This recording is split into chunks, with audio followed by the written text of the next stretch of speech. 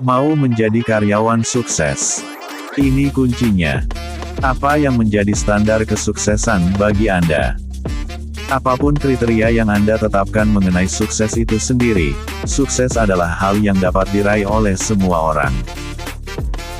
Kesuksesan bukan hanya milik pebisnis, pedagang ataupun pengusaha saja, karyawan atau pekerja kantoran juga berpeluang besar meraih kesuksesan melalui pekerjaannya.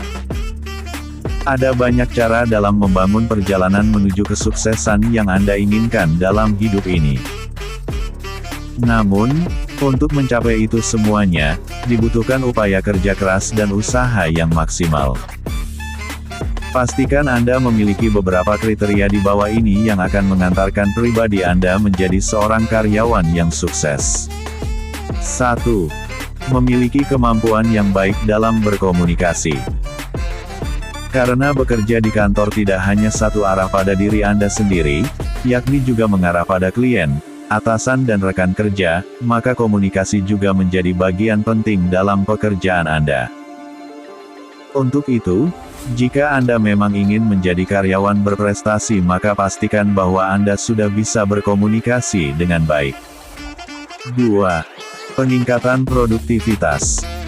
Karyawan harus menemukan cara baru untuk meningkatkan produktivitasnya. Karena pengusaha selalu menginginkan terjadi 20% peningkatan dari tahun sebelumnya. Demikian hasil survei yang dilakukan Corporate Executive Board, yang berkedudukan di Arlington, Virginia. Karyawan harus proaktif, dan lebih kreatif dalam meningkatkan kinerja perusahaan, kata Paul McDonald, eksekutif senior di Robert Half International. 3. Dukung adanya umpan balik yang jujur. Saat seorang pekerja perlu meningkatkan performa, maka atasan akan langsung mengingatkannya tentang hal tersebut. Budaya umpan balik seperti ini akan membuat karyawan saling percaya satu sama lain. 4. Tunjukkan budaya kerja pelayanan dalam tim. Budaya kerja pelayanan akan memungkinkan setiap orang untuk bekerja secara individu dengan tetap fokus pada keberhasilan sebagai sebuah tim. Lingkungan semacam ini biasanya akan menentukan tujuan tim dan memungkinkan setiap orang bekerja sama dalam kelompok yang lebih kecil untuk menyelesaikan tugas kelompok. Fokus untuk meningkatkan kualitas kerja individu demi mendukung yang lainnya, untuk keberhasilan bersama. 5. Menjiwai ketika bekerja dan menyelesaikan masalah. Untuk bisa menjadi karyawan berprestasi, Anda juga harus bisa menggunakan hati ketika melakukan segala pekerjaan. Hal ini akan membuat Anda merasa lebih nyaman dan tidak akan merasa terpaksa ketika menyelesaikan seluruh pekerjaan tersebut.